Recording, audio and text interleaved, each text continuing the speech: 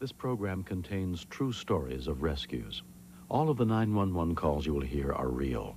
Whenever possible, the actual people involved have helped us reconstruct the events as they happened.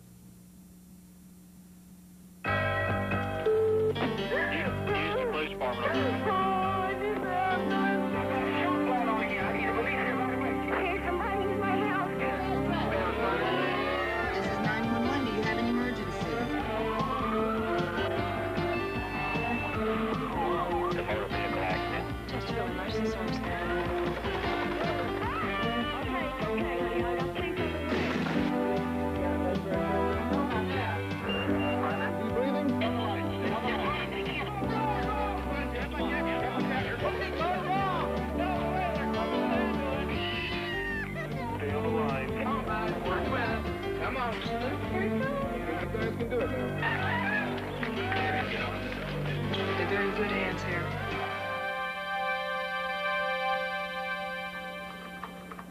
In emergency centers around the country, each call means someone's in trouble. And each response can send rescue workers to the scene of unknown danger. I'm William Shatner. Tonight, true stories of quick thinking and real courage on Rescue 911.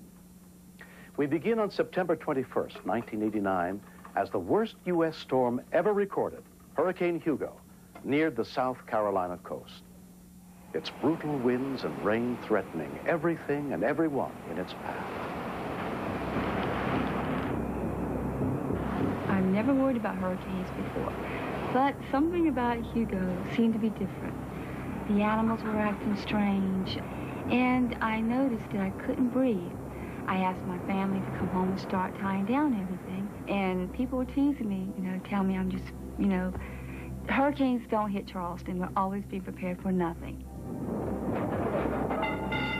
Family and friends gathered at the home of Lorraine A.U. to wait out the storm together.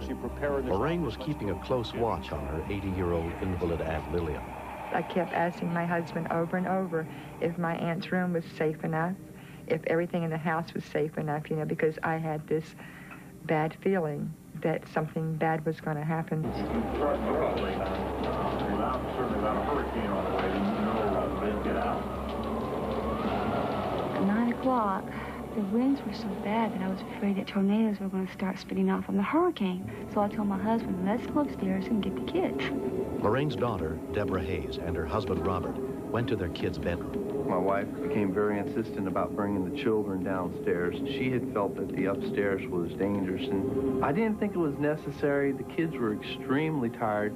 Preparing for the hurricane had been very stressful and very tiring for all of us. Neighbor Billy Hudson had also come to Lorraine's house. We were sitting around with the ladies just trying to break the tension, but you could hear the outside noises and you could feel the house shaking and trembling. The leading edge of the rain-producing part of Hugo has already moved on shore. Some of these are capable of producing tornadoes. This is not the worst scenario we're reporting. This is what we're really actually seeing. Everything just got louder and louder. It was like a train roaring.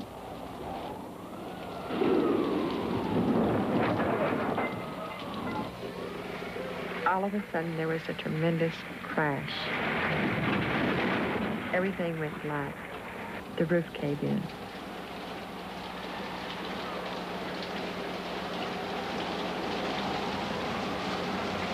Lorraine's husband, Kenny, grabbed the flashlight.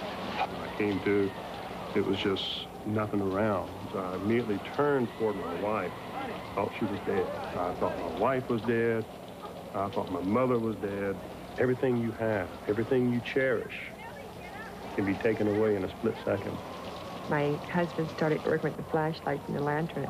I saw the rain coming in, felt the wind. I felt like I just wanted to get out of the house because I had this feeling the whole house was going to collapse. I looked back at Lillian's room, and it looked like someone brought a big dump truck in and just dumped a load of wood debris on top of her bed.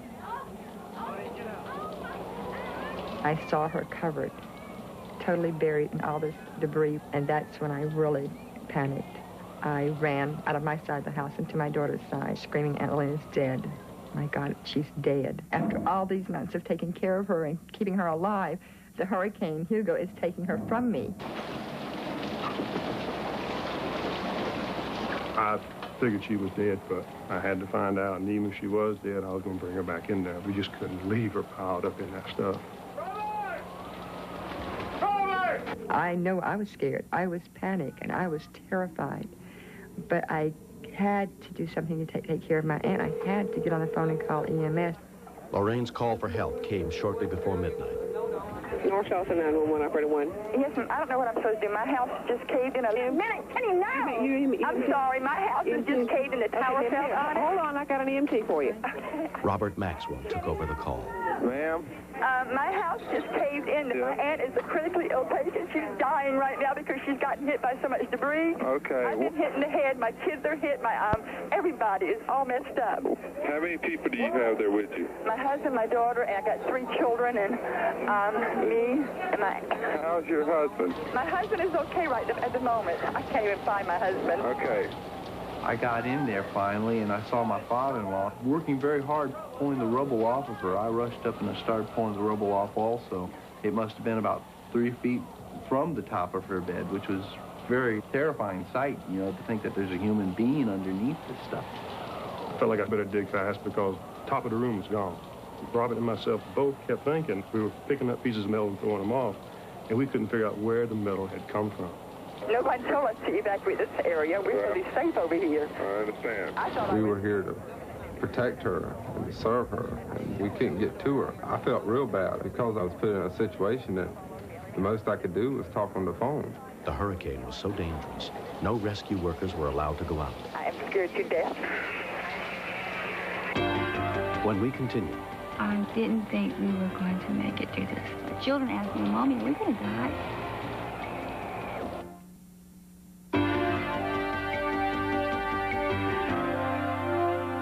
When the roof of Lorraine Ayoub's house caved in, her invalid Aunt Lillian was buried in the rubble. But with power down all over Charleston and Hurricane Hugo's tremendous winds relentlessly pounding the city, rescue workers were not even allowed to go out. They could do nothing to help.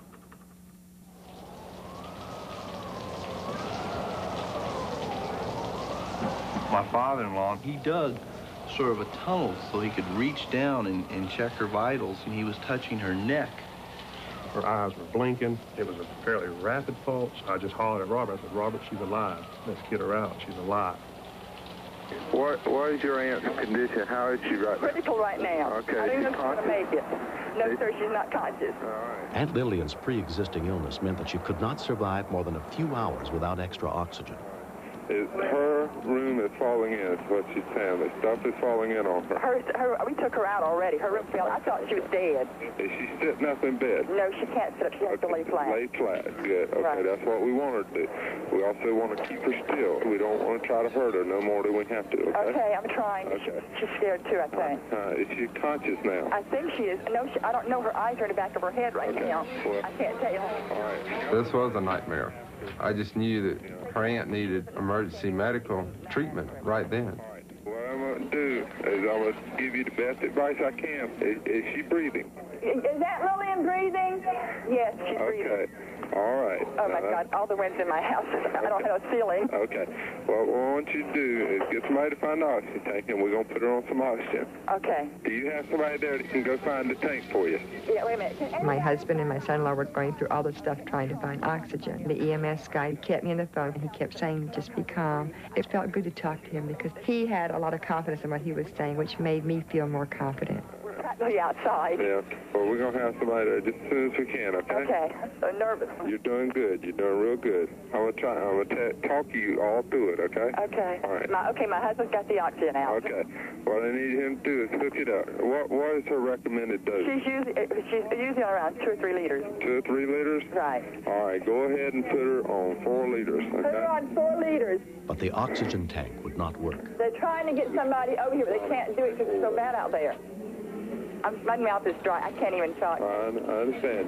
Just need to be calm, all right? Okay. What's going to happen with my house? What are we going to do? I don't know. We'll worry about that later, okay? I'm worried about my babies, and I'm bleeding myself, but I can't do anything about it. Okay. But I can't worry about me right now. I got to worry about my family. Well, we're going to... I looked at Billy Hudson's head, and he was bleeding all over the place, so I checked him out. And in his head, he had a pretty good-sized piece of plaster. I just sort of lodged in the side of his head. After I had finished with Billy Hudson and my father-in-law had finished with Aunt Lillian, we both proceeded to go upstairs and investigate the damage. At the time, we still didn't realize what had hit us. Robin and myself were both amazed. We just saw a big hole at the top of the stairs where the upstairs used to be. When I got up the stairs, I saw just pieces of metal everywhere. Still couldn't figure out how did they build a house with large pieces of metal in it. When I looked out across the street, I saw the tower. It just looked like someone had built a roller coaster in my front yard. We were at the top of the roller coaster. The street was at the bottom. And Billy's house across the street was the other hill of the roller coaster. It had just fallen that way. The wall to the kids' room was pushed back. There was a large metal pipe in Ricky's bed. There was a large light fixture in Michael's bed. If the kids had been in there, they wouldn't have made it. It's really chaotic. I'm sorry. I just can't help it. You're doing good. Okay. Just need to stay calm. Doing real good. All right? Okay. Okay. What hit us, Kenny? What hit us? The tower hit us?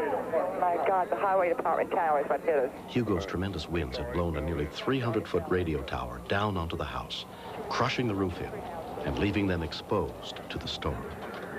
I thought it looked very grim. Just from what she was giving me on the phone, I didn't know if she could wait. Okay. In a couple of minutes, it's getting ready to get real calm. Okay? You know where Helm Avenue is? I knew from the information that was coming in that I was getting ready to pass over Charleston. In the car. Aunt Lillian, everybody, go to the Helm Avenue EMS station. You know where that is? Yes.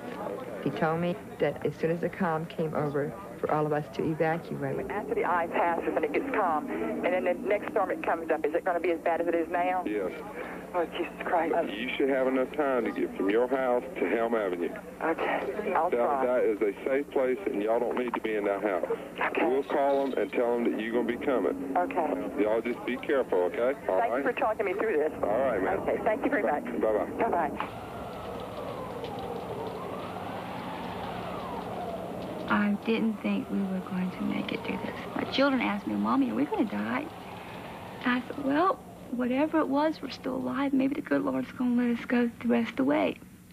And the whole time I wasn't sure because the walls were rattling. Everything was moving. I mean, the house was really moving. And all I could do was say, please let us get through this. As the eye of the hurricane approached, the winds gradually died down. But the streets were full of debris. I climbed through the tower to get my van. The tower just missed my van by 1 inch. It was 1 inch behind my van. They knew they could not make it to the EMS station during the brief eye of the hurricane. So they decided to go instead to Kenny's mother's house, a block away. But there were too many people to take in one trip. As they were leaving, I realized that two of our friends came inland and stayed in the apartment behind Billy's house, and that was right underneath the tower. Kenny went to check on his friends. Robert returned for Kenny and Aunt Lillian. I came back for the second trip, and just as Kenny was getting into the van, the wind really started picking up violently. From what EMS told us and all past experience of hurricanes, backside hurricane is the strongest because it's that sudden force of wind that comes back and it's going in the opposite direction. The worst was yet to come. Even as we left and got around the corner to Miss Harris's house. When I got inside and I saw all the cracks in the roof, I said, oh my God, this would cave in next. The backside of the hurricane hit, and still the Ayub family had not shown up at the EMS station. The rescue workers were worried. When the call came in reference to a tower falling on the house, it was just frustrating that you wanted to help somebody, but you couldn't even get out of the building. We were told kind of to stay around and wait till the official word came to go out. But the longer we sat around, the more frustrated we got.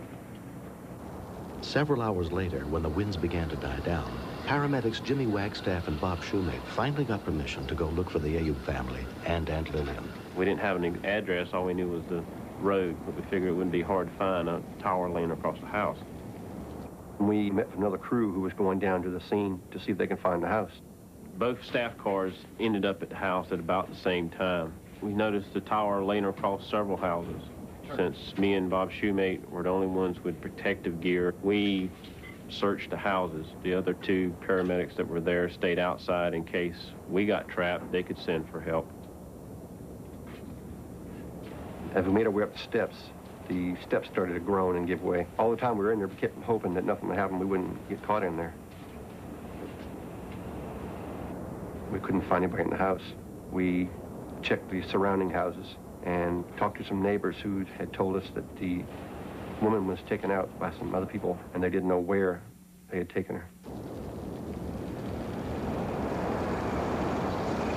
The storm started lightening up. As it eased up more, we kept noticing car lights going by the large picture window at my mom's house. And I said, well, let's see what's out there, because we're going to have to get Lillian to the hospital. She can't keep going like this.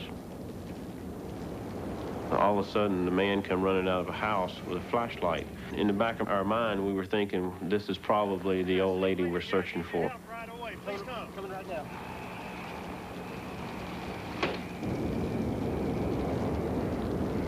We didn't do our normal procedures because we didn't have any equipment to work with. We scooped her up and put her in the back of the car and made our way toward Navy Hospital. I was never so happy to see anyone in my whole life as I was to see those two guys from EMS. And I started to cry because that was the first sight of help we had. They came in without a hesitation, and they picked her up and they knew what to do, and they were so gentle with her and so kind. The two paramedics drove Aunt Lillian to the nearest hospital.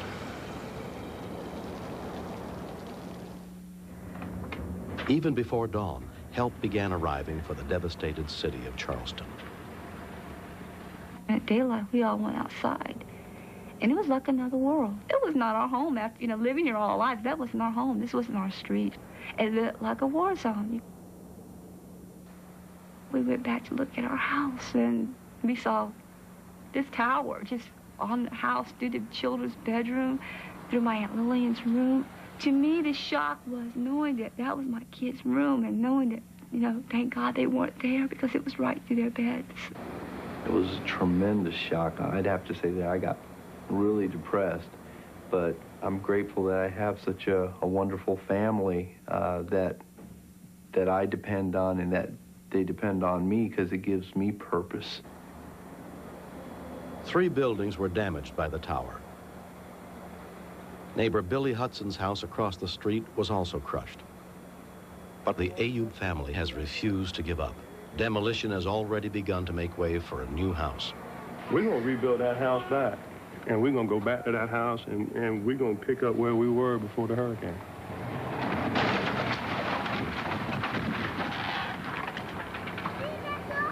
It picks up every day. Things get a little better.